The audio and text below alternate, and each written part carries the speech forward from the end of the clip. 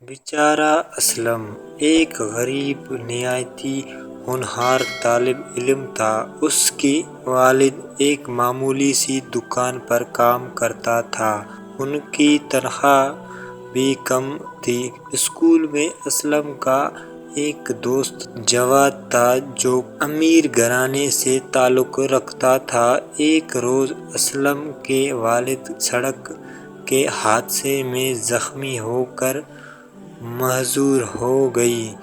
اگلے دن اسلم اسکول گیا تو کسی بھی کام میں اس کا دل نہ لگا۔ وہ سارا دن پریشان بیٹھا رہتا۔ اس کے دوست جواد نے جب اس کی یہ حالت دیکھی تو پوچھے بغیر نہیں رہ سکا، اسلم کیا بات ہے؟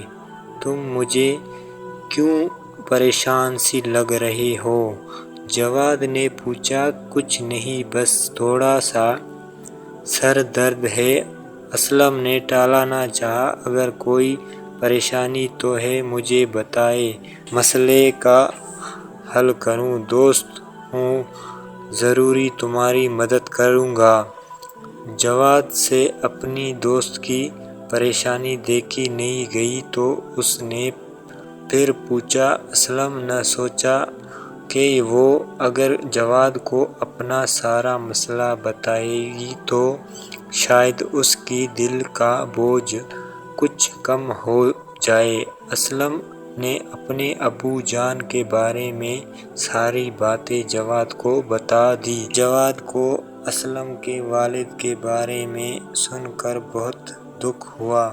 میرے دوست، تم پریشان مت ہو، اپنے ابو سے بات کروں گا، وہ ضرور تمہارے مسئلے کا کوئی حل نکالے گا۔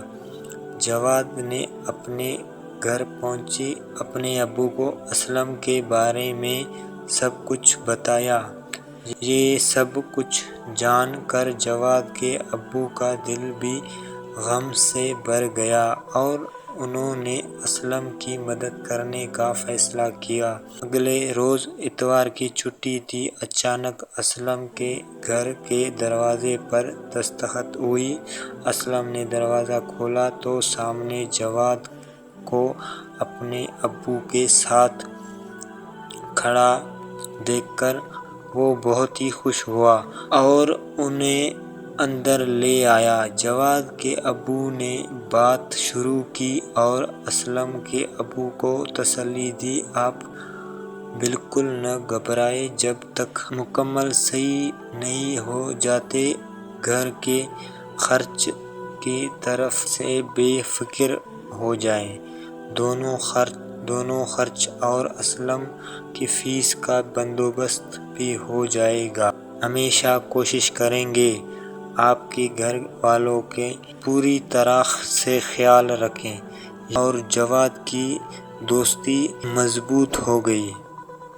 اسلم اور جواد کی دوستی مضبوط ہو گئی۔